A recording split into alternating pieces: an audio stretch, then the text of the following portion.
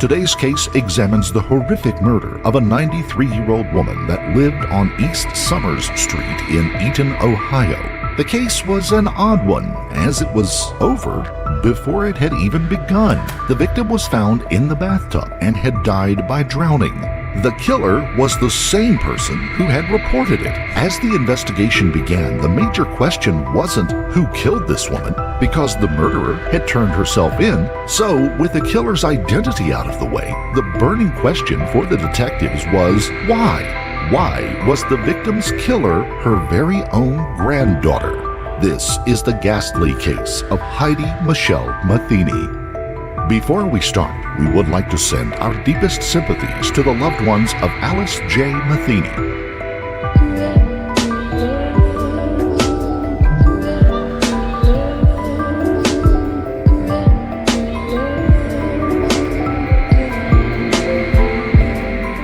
The 15th of November 2022 was a day just like any other in Eaton, Ohio. It was a Tuesday and the skies were a bit cloudy due to the late November fall. Apart from the weather, everything was fine, at least for most of the inhabitants of Eaton. Unbeknownst to anyone, a ghastly tragedy was about to happen to a particular resident who lived at apartment number 3 in the 300 block of East Summers Street.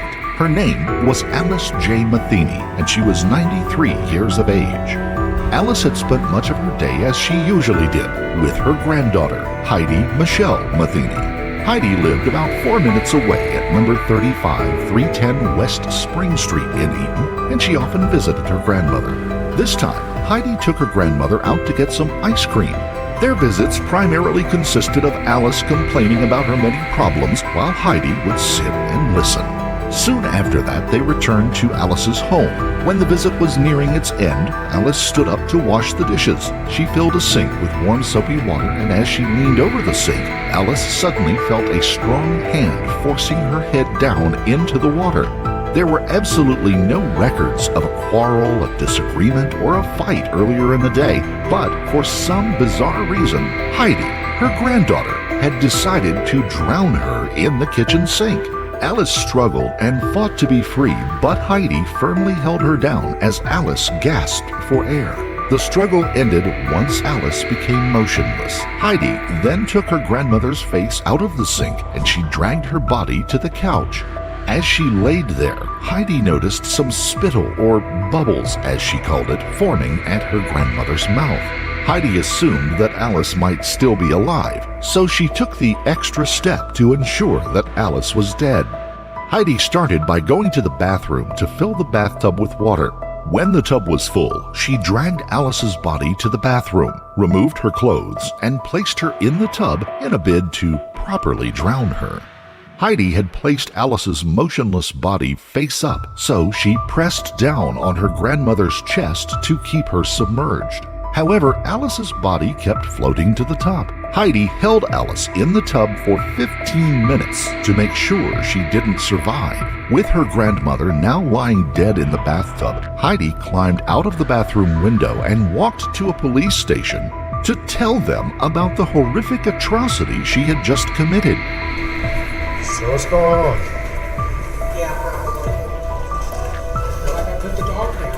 Heidi had arrived at the Preble County Sheriff's Office around 5:55 p.m. She told them that she had killed her grandmother in her apartment. When the officer, Sergeant Eversole, arrived and started questioning Heidi in the station's lobby, the first statement she made was, "I feel like I put the dog down." So, this is your mother or your grandmother? Is it on your mother's side or your father's side? Your father's side. So, what happened to that to lead that to this? Nothing special. It's just a day like every other day. We went to the doctor yesterday, and the doctor said that we can put her to a nursing home because that's what she wants. But we can't afford that. It's $289 a day. Her insurance won't cover it because she owns a house, but her sons are fighting over it, and Brittany can then go knows it's a and I'm sick of seeing her. She's stressed out. She has panic attacks every damn day. She should do it like that. correctional address is 325. So you decided to take her life today. Right, along late. And you did it by just drowning, correct? Okay, so what time did this happen?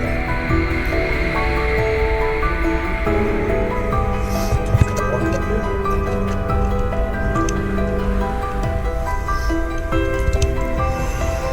Try to turn those guys out just a little bit. Who else lives in the apartment? My son was next door with his girlfriend and her kids living there. So who lives in apartment 3? Is that your apartment? That's your apartment. She owns the house. Okay. And nobody else was present during this? So why did you do it? Do you know? She keeps calling me up. She keeps calling me. And she wants me to sit there and listen with her and like just every day. And I do it every day. But I can't really control myself. That's where I'm at. I almost went with her, but I can't drown myself. So you started in the bathroom sink. In the kitchen sink. In the kitchen sink. Was she just standing there? And you She's doing dishes. doing dishes, and you just came up from behind her and just put her head in the sink. And you said you did that until she quit blowing bubbles, and then you moved her onto the couch. But you thought maybe she wasn't dead at that time, so then you took her into the bathroom too. Was there water in the bathtub already? Did you run bath? And so where was your grandmother at while you were running the bath waters? On the couch.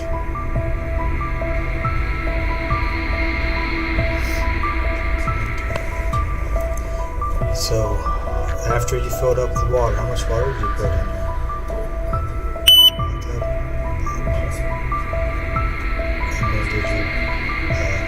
did you carry her to the bathroom? Okay, and then what happened?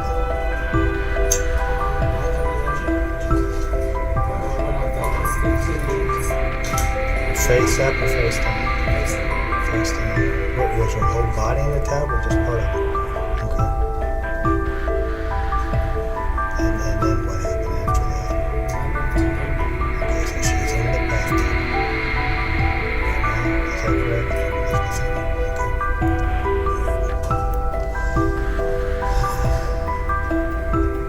Is there anything you want to add to it? While they proceeded with their questioning, other Preble County officers were quickly making their way to Alice Matheny's home.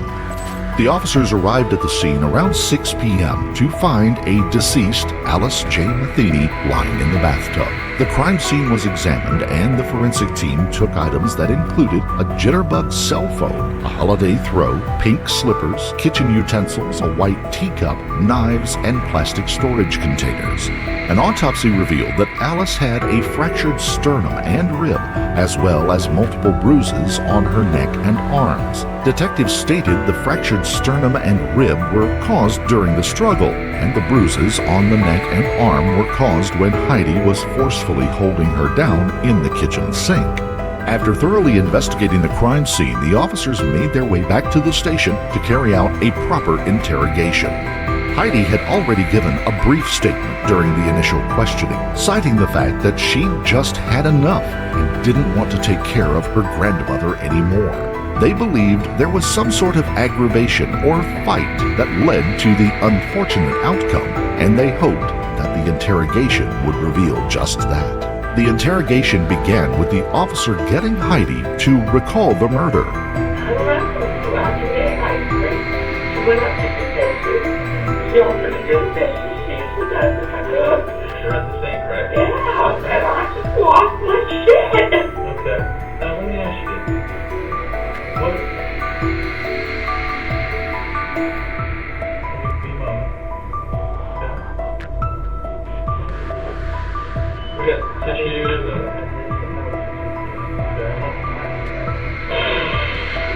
It's nothing that she did. She's not like She's a perfect freaking grandma. Okay. And so she wasn't nagging at you or anything, she just had her back to you doing the dishes, correct? Okay. And where were you standing at? Right next to her. Right next to her, to the right or to the left of her? I think it was to her left. Okay. And so, how full was the sink? It was full. Full? I filled it up the rest of the way. Okay. Did you put more water in it? Yeah. Okay. And so why did you put more water in it? Because while I was doing it, the thing moved, and then I So saw you that there was no water, and then I just sped up building up. Okay, I got you. So, how do you have her? Do you have her By the hair. by the hair? And then I Okay. picked her up, and I put her on the counter, and I put her in the water. So, let's back up real quick, okay? Let's try to maintain our composure, okay? Because I want to get the absolute correct story from you, okay? So, you're to the left of her, and then how did the idea just come into your head? Do you remember? I just, Okay. And so, you grabbed her by the hair, and then you pushed her head under the water, and the water started running out. And so you physically started putting more water in there, correct? And what kind of struggle? Was she struggling? she was struggling. Okay. It's strong. Did you strike her or anything like that? You didn't? No? You just was able to overpower her and hold her under the water? Okay. And then you held her under the water until when? How long did you hold her? Maybe 5-10 minutes. 5 or 10 minutes? At the It same, was a while. at the same. Okay. Where did you notice if any bubbles were still coming out? Or? That's why I just, So then, after that, you took her and, did you drag her to the couch, or did you pick I her picked up? her up and I Lay her on the couch, okay. And then, she started like bubbling. okay. So she was breathing again at that point? I think so. Yeah. So we were talking about, she's on the couch, and then you thought that she was still breathing, right? And so what was going through your head at that point? Well, I mean, That was, maybe we could stop this? no, I wanted her to be at rest. Okay. So it was your intention at that point, while she was laying on the couch, you thought that she possibly could still be alive, to go ahead and continue doing what she was doing. Okay. Alright, did she make any movement or anything like that? Just bubbles out of her mouth and nose? Okay, was it water coming out or was it air? You don't remember? Okay. Was she raising her hands any or anything like that? She was just laying still? Okay. And so after that, so she's still on the couch, right? And then you go into you get the idea to the bathtub? Okay. I don't want to lead you on this. This is what I've been told. I feel like I got led on last night with my little interview. Oh. Okay, I don't know what's going on with that, but Paranoia. okay. Well, let's just stay on this, okay? So you go into the bathroom and tell me what happened in the bathroom. I filled up the water. Okay. I drunk her at that point, and How much water did you put in? I filled it, I think. Okay. I unclothed her. I don't know why I took her clothes off, put her in the bathtub. I took her clothes off and I put her in the bathtub. Okay. And I just held her there. Was she struggling at that time? She was not conscious. Okay. And so you stated that you held her under the water for what, 15 minutes or so? Okay. And what hand did you hold her under? Both hands? So were you just holding her out? So I had to So you pushed her all the way down, or just kind of held her head under the water? held her chest. Okay, so when you had her under the water, was she face down, or was she? She was face up. Face And up. then I rolled her over. Okay. Gotcha. So as you were holding her in the water, you were holding her down by her chest, correct? Okay. And then was there any struggle under the water at that point? Okay. I noticed she did have some scratches, but that's probably from getting her into the bathtub. Okay. Because that's what that was on. Yeah. Okay. You said you told the patient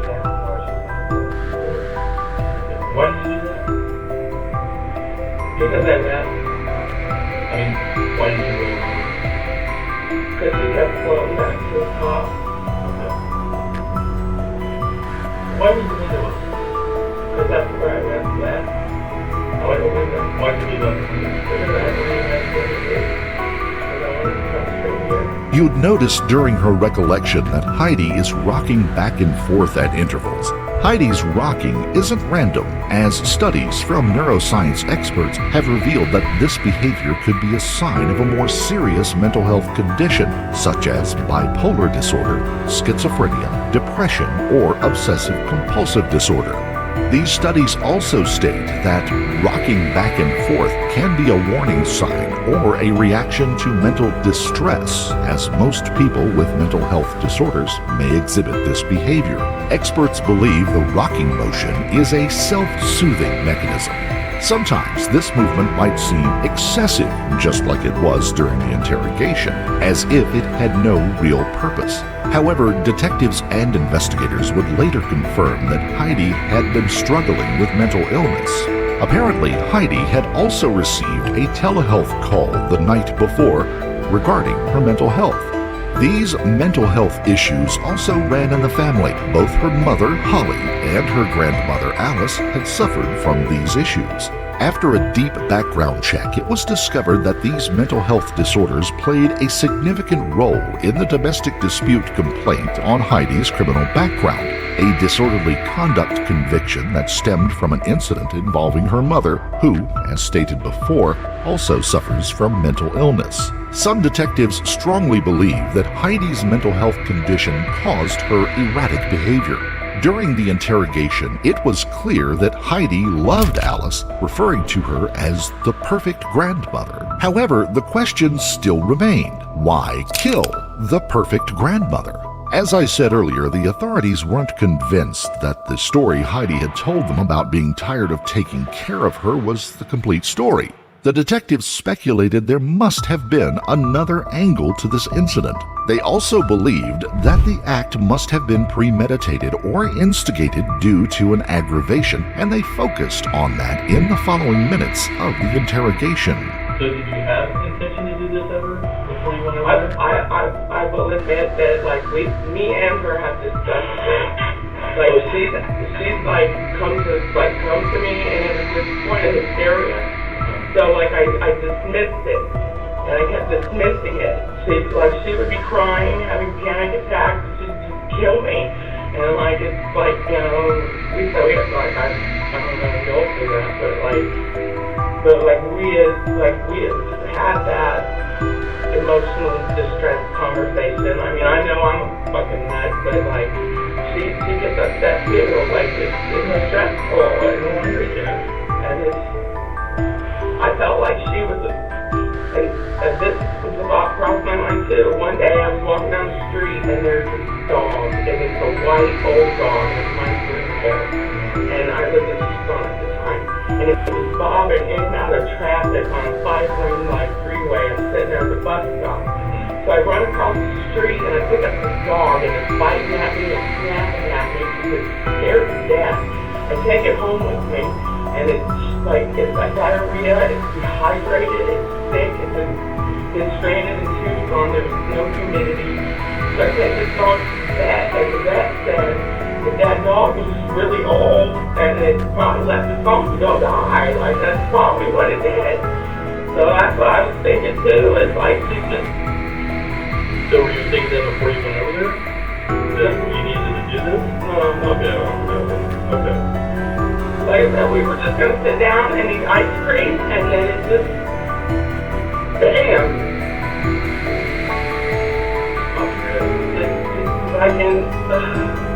Have you ever thought about doing this particular thing to her prior to this? I've never thought about doing this to her now. But now when I'm laying in there thinking about it, I'm thinking of all the little situations that led me up to this. And I just don't want to do it anymore. Like the dog. And then last night's interview, like I just thought about that, and like all the little things, like. And you consider it was a social security? was the last question they asked me.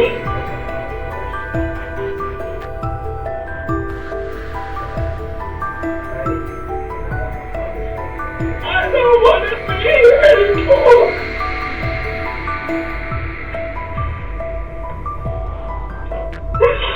So now, let me ask you this, okay?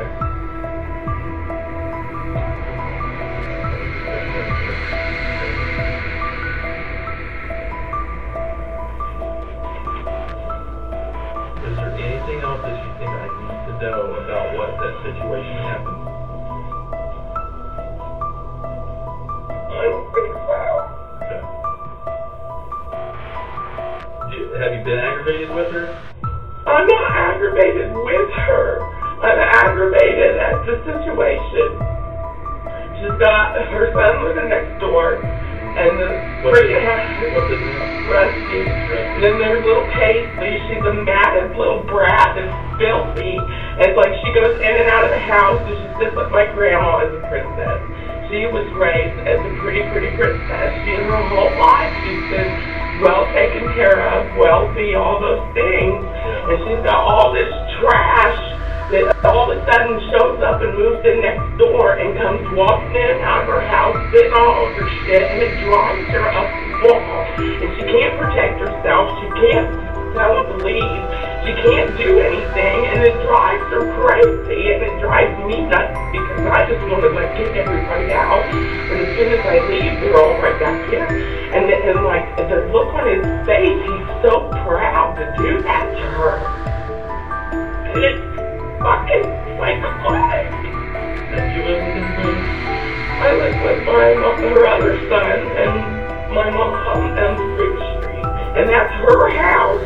And that's like they overrun her. What's your mom's name? Holly.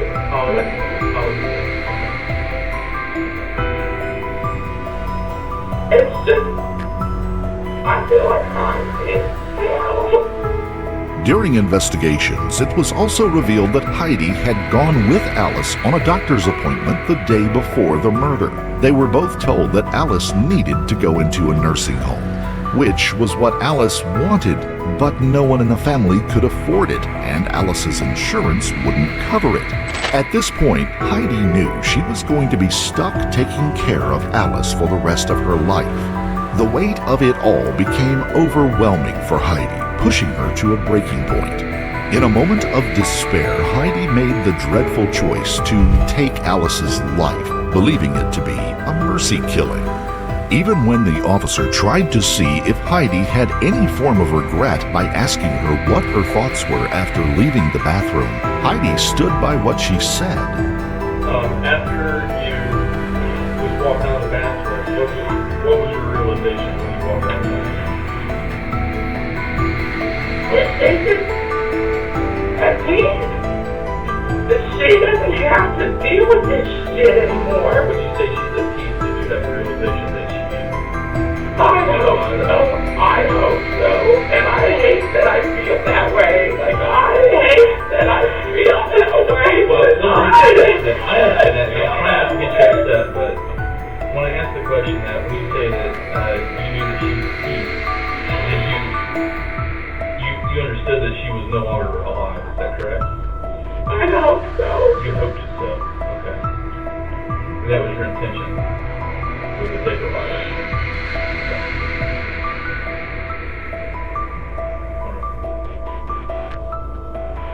And that was why you took her into the bathroom after she was on, because you didn't want to leave her alive on the couch, correct? Correct. Okay.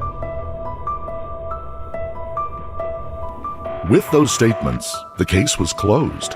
No matter how hard the officers tried to find another motive or reason behind the murder, Heidi was telling the truth. She was just tired of the situation, and with her mental illness, she felt like it was the best way out to do what she did. There have been numerous studies on the hardships people face when they suffer from mental health and low income. These studies also state that despite the high need for mental health services, children, adults, and families living in low income or poverty are least likely to be connected with high-quality mental health care. Many believe all this was a significant factor that influenced the tragic events that happened that Tuesday night. Perhaps if Heidi and Alice could have afforded proper care as they both desperately needed, Alice, a woman who many have described as loving and kind, wouldn't have died that day. After her booking, Heidi was placed on a suicide watch until she saw a counselor. With investigations coming to a close, all Heidi had to do now was wait for an already doomed trial. Heidi had already confessed to the murder of her own free will, and she was ready to face the consequences. She also didn't want a lawyer, but the state issued her one anyway. Her lawyer was Gracia Hubler. Some media outlets stated that Heidi tried to plead not guilty at the initial stages of the trial, but that was false, as Heidi always stated that she was guilty. However, reports state that her lawyer, Miss Hubler, had pleaded not guilty by reason of insanity on her behalf on the 9th of December 2022. During this time, Heidi was transferred to the Summit Behavioral Health in Cincinnati to receive a forensic psychological evaluation due to the insanity plea. It was here Heidi awaited her indictment. After the evaluation was complete, the presiding judge, Mr. Stephen Bruns, declared Heidi Matheny competent for trial in January of 2023. As pretrial was set for the 2nd of March 2023, with the trial to begin on the 13th of the same month, Judge Bruns had set her bond at $500,000. Heidi Matheny changed her plea to guilty on the 3rd of March 2023. She had already spent 121 days behind bars before finally hearing the verdict of her actions. The Matheny family was in the courtroom for the video sentencing, but they did not speak. Reports state that the family felt like they were losing two members at once, and they didn't want to give any statements. Heidi herself gave no statement before sentencing, and neither did her attorney. On Wednesday, the 15th of March 2023, Heidi Matheny was sentenced to life in prison in the Preble County Common Pleas Court, with the possibility of parole after 15 years. Justice had been served, but it left a bitter taste in the mouths of the affected parties, as both the victim and her murderer were part of the same family. This tragic case baffled the entire city of Eaton, Ohio. Even after the investigation, many people struggled to see any viable reason why she killed Alice. The answers Heidi gave weren't enough to warrant the heinous murder of her grandmother. They believe her actions were just selfish and monstrous. The Preble County prosecuting attorney, Martin Votel, gave a final statement of the case, saying, Matheny, the grandmother, the victim, was 93 years of age, a sweet old lady, and her granddaughter brutally murdered her. And to this day, the granddaughter has never been able to consistently explain to my satisfaction or the satisfaction of law enforcement why this happened and why she felt that she needed to do that. So it really is definite. If you or someone you know is suffering from mental health problems or a suicidal crisis, call or text the 988 Suicide and Crisis Hotline. The 988 Lifeline provides 24/7 confidential support to people in suicidal crisis or mental health-related distress. Remember, there is hope, and you are not alone. If you found this case compelling, don't forget to like the video. Comment down below your take on it, and please subscribe to the channel. Less than half of those folks who watch our videos are subscribers. It only takes a moment, and it's free. And it helps us continue to bring you great true crime content. Also, hit the notification bell in order to stay up to date each time we reveal a new shocking case. Until next time, stay safe and keep your eyes peeled. You never know what's lurking in the shadows.